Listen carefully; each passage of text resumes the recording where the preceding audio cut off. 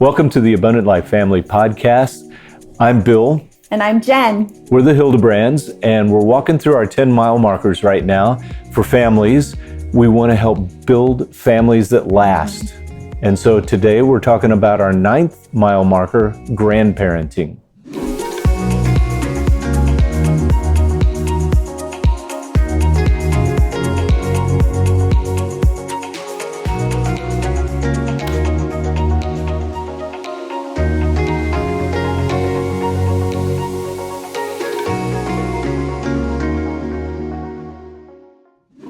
Well, today we're really excited to have Janel Doll with us. Now, Janel, you have worked with children's ministry for, you said 20 years? Yes. And you are a grandparent for almost 20 years. You have a range of grandkids. Tell us, first of all, about being a grandparent. Tell us about your own grandkids. I have 10 grandchildren. The oldest is 18 and the youngest is 3 weeks old, so a new one. They're all wonderful, different than each other. They're just, they're actually the biggest blessings that my husband and I have in our lives. Oh, wow. Mm-hmm. That is awesome. Well, I just remember when we were just chatting before that you have a verse that you love. Yes. I'd love to just have you share that. Of course. It's Deuteronomy 4:9, and it says, "Remember the things that you've seen and heard, and be sure to tell them to your children and your children's children." And when I read that, finding out that I was going to be a grandparent, and I read that verse, it made me realize, God's commanding me as a grandparent to speak of him and tell about the things he's done to my children's children. Wow. And that's a responsibility that we have as grandparents. So what does that look like for you? Well, I would say the first thing I have to do is first, the one thing that was really difficult for me to determine right from the beginning was that I am not the parent any longer of these little babies that are coming, that I'm here to walk beside them, the parents of these grandchildren, my children, affirm them, encourage them. If they come to me, I will give them my advice, but not be upset if they don't take it. But then the biggest thing for me was when I realized that the potential impact I could have on my grandchildren's life in their spiritual walk with Jesus. So I prayed about, what can I do as they're little and as they get bigger and older and different needs, what can I do to help them in that walk? And, and it looks different for every family, but there's just so many things you can do to help your grandchildren know Jesus, or that you can just demonstrate Jesus' love to them. Absolutely. Wow. I am leaning in because I'm thinking you have been in children's ministry for over 20 years. Yes. So you are a wealth of wisdom. So what does it look like when you're trying to pour into your grandchildren spiritually? Like what, just give me some application. Sure. As the grandchildren have gotten older, like I have a grandson that's going into 2nd grade, and on my lunch hour from work, I will do Bible studies with the grandkids over video. And a lot of that, how that started was with COVID. Okay. When I couldn't see them but I still needed that connection with them and still wanted to be that influence that they needed. Mm-hmm. And so, we'll pick a study out that we want to do together, and then we'll video, FaceTime each other and do a Bible study together. I do it with all of my grandkids except, of course, the 2 little bitty ones. And then the 2 older ones, my oldest one is in ministry already, doing work in ministry, and she disciples people and does Bible studies. And it got to where with her, it was so, this is terrible to say, but there wasn't time to do another Bible study. Right. So what we do is we get together for coffee and just talk about what we're studying. I love ourselves. that. So we still stay connected that way. My older grandson, he has the book, but we haven't quite started yet. There's that tension there, but that's all right. It'll come around. But all the others, I do Bible study with them either in the evenings or on my lunch hour at work, which is, for me to say they've grown is an understatement, but I have grown tremendously doing this with them and watching them grow, learning right along with them. You know, the prayer requests they have, how they change. You know, they become more,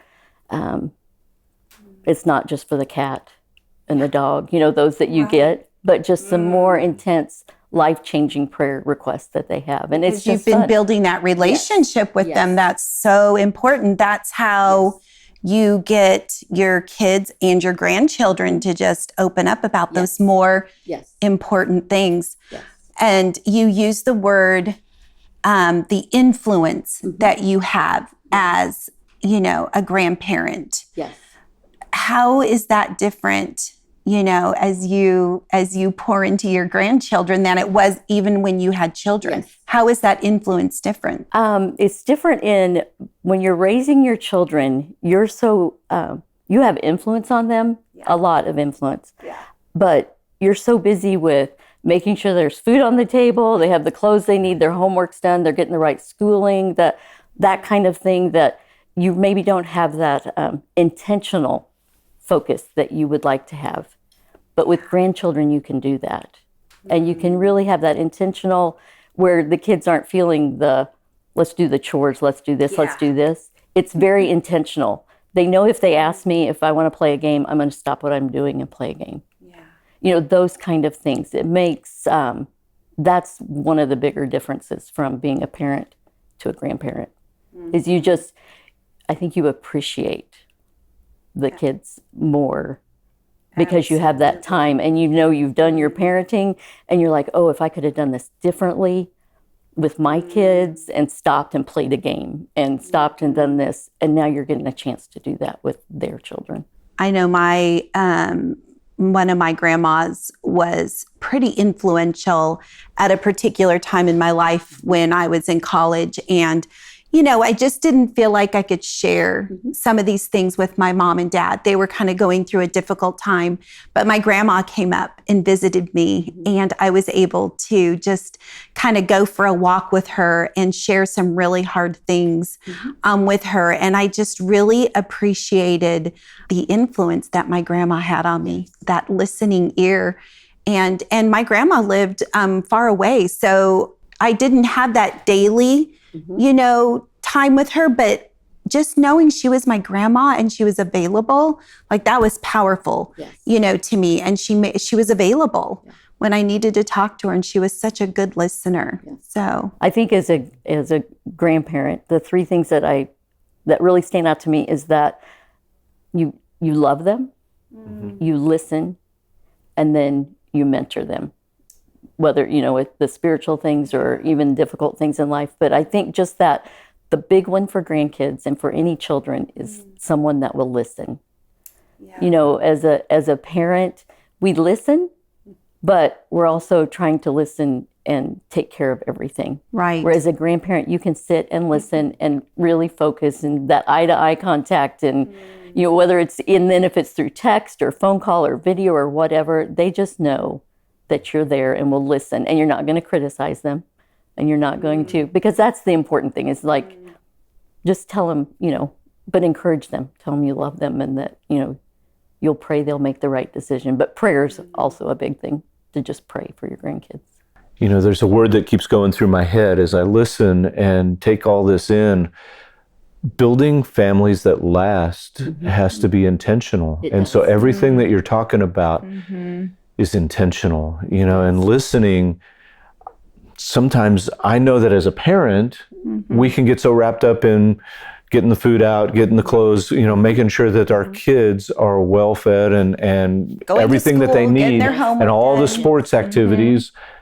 But now as grandparents, we can be a little more intentional and try to listen better. And wow, how impactful. And I thought what was really good is you started the Bible study because of COVID. And I think there's always those barriers that come up that potentially could stop a relationship. Or you could just easily say, well, that, you know, it's too hard. But you found a way to continue to connect, and God used that for good.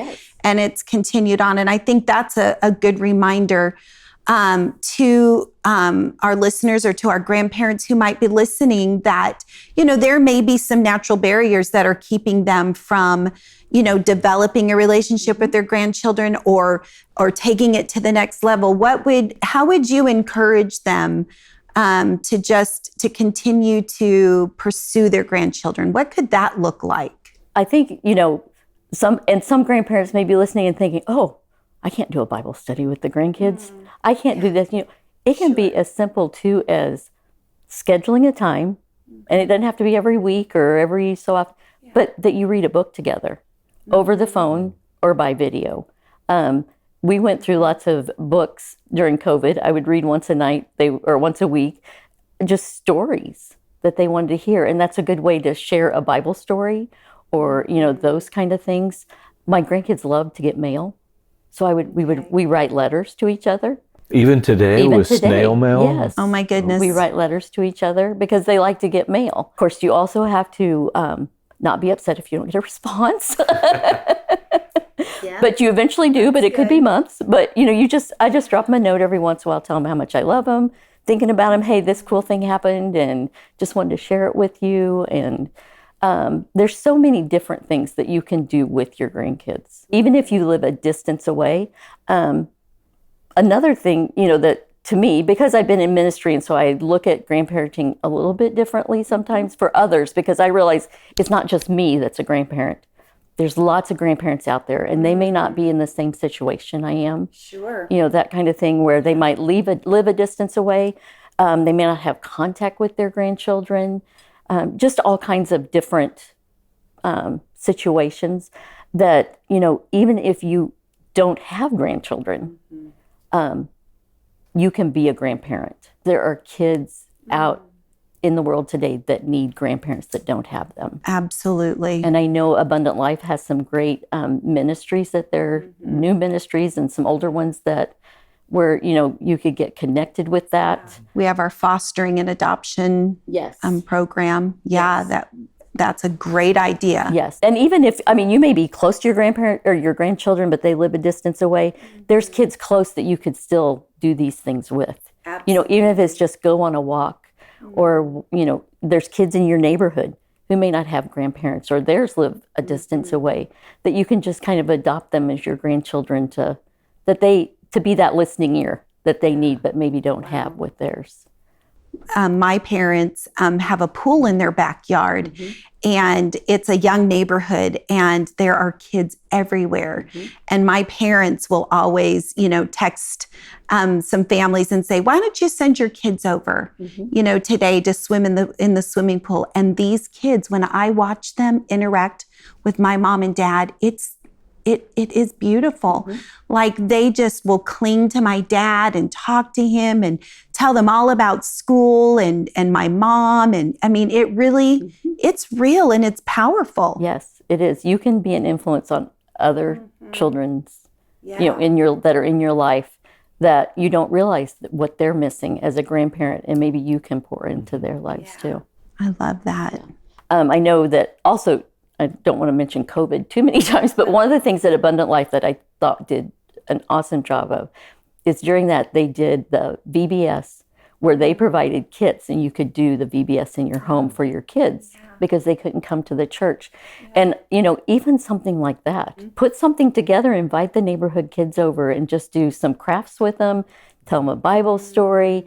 A lot of parents it will be more like, I got a free hour or two from, a break. I can do some things without somebody hanging on my leg, but you can make a lasting impression and impact. Because we did it with our grandchildren. We did the VBS that way that year, and that was a lot of fun. So tell us a little bit so we've talked a lot about the positive. Yes. Grandparenting's wonderful. Yes. But there's also some harder sides to being a grandparent. And I think it's important that we just chat a little bit about that as well. Probably one of the hardest things for me was also what I mentioned at the beginning, is that I'm not the parent and I'm not in charge of these children. I can't just say, you should be doing this and, that kind of thing. But probably the hardest thing for me as a grandparent is when I see my grandchildren suffering or hurting or sick, anything like that. And I think it's more intense for me now because when they're hurting, my children are also hurting. Yes. And it's just seemed so much heavier to me than it was when it was just my kids that might have been struggling or whatever. But, we've had some big challenges in our family that we've gotten through. And I think a lot of it is because, I know all of it is because of Christ and that he, has answered lots of prayers and walked us through some difficult times, but also that the grandkids could talk to us about anything and share their hurts. And, we had a grandson that was very sick and he was in the hospital with mom and dad. And so we were able to go and stay with the other two children and they didn't have to be away from their house. And just those, that was a tough one to walk through with our kids and grandkids. But just to know that the grandkids knew we were there and they could cry on our shoulders and we'd cry on theirs. And even when their brother was in the hospital, we would do the same thing. We would do the Bible studies and we would read the books so that he didn't feel like he was missing out on things at home too and stuff like that. We've had, we lost a son-in-law. And so we saw two of our grandsons lose their dad. And that was one of those, I remember walking in the house when our daughter called and said, "You need to come now." And we walked in the house and my grandson said, "Oh, Mama, I need you." And it was just that if I hadn't been able to be a part of his life, at that time, just how much harder it might have been for him to go through, just those, there's tough moments in everybody's life as a grandparent. Fortunately, I've been blessed with my children have not, said you can't see your grandkids. I think that would be, and that happens more today than we realize. That would be one of the toughest things I think I would have to deal with. And it would be, for those grandparents, I just say, continue to pray for those grandchildren. They know you're there and you love them. And they may not understand why you're not involved, but just pray for them because prayer is the strongest thing you can do for your grandchildren. It truly Whether is. You see them every day, once a month, once a year, that prayer is a big thing. I appreciate you I feel like you wrap back around to praying. Yes. You keep praying. We need to keep praying. That's so good. Well, I'm curious about this. So how do you handle, and thank you for sharing those. I mean, that was powerful and wow, that you were able to be there for your sweet kiddo. That's amazing. Thank you for sharing that. What do you do if you're the grandparent who disciplines differently than what your children are how they want you to discipline? What does that look like? That is, because there are times where you just sit there and think, I can't say anything. But they are the parent. And, that is God gave them those children to raise. And of course, now, if they're doing something that is just not right, then that's different. But if they discipline differently than you do, maybe they let them do more things than you would have thought they needed to, or maybe they don't let them do enough things, or, that kind of, but they are the parent, and God chose them to be those children's parent, and you just have to support. And I do know too, when the kids come to our house, they might get an extra snack, that mom would have not approved. But for the most part, whatever mom and dad, if there's a show on TV that we think is fine, but the parents say no, they can't watch that, we don't watch it at our house when they're there. Yes, I honor what the kids ask. It's hard sometimes, but it's really important that you support the parents in how they want the kids raised. I know your husband wasn't able to be with us today, but me as a new grandpa, what is something that you've seen him do that maybe I could learn from, pick up from? He is an awesome granddad. He loves his grandchildren. He prays for them constantly, which is a big one, just to continue, just prays for them. He listens to them. He does those things that I don't like to do. He does he knows what each of the grandkids' interest is, and he does those things with them. Whether it's hunting, fishing, just those, gardening, all those things that he spends time with them. And they call him to talk, they text him, it's an amazing relationship to watch. I know Bill has a really sweet, relationship with his grandpa. And when we first started dating, he was really excited about me meeting his grandpa, because his grandpa, filled a pretty big void in your life. And so, you learned a lot from him. He let me hang out with him. Yes. He included me with him in doing so many different things, whether it was fishing or fixing things, and he could fix anything. So I learned a lot from him. Yeah, just yesterday, Craig was out helping the oldest grandson work on his car, showing him how to change some things, what to do, and then shooting trap with another one. It's just, he does those things. And when he's doing those things, he can have those talks with them. It's that time when they think they're, I hope they're going to learn the secret, but if they hear this, but, they think they're just learning something, how to fix a car or how to do these things, but they're really learning some life lessons, and Granddad's able to just ask them questions. And since they're comfortable and they're in their space, they talk. But once again, it's intentional. It's intentional. He has to be thinking ahead. Okay, not only are we changing a starter, we're going to talk about this. Yes. It brings us back to that verse. Yes, it does. So say that again. It says, remember the things that you have seen and heard, and be sure to tell them and share them with your children and your children's children. That is so good. That is really good.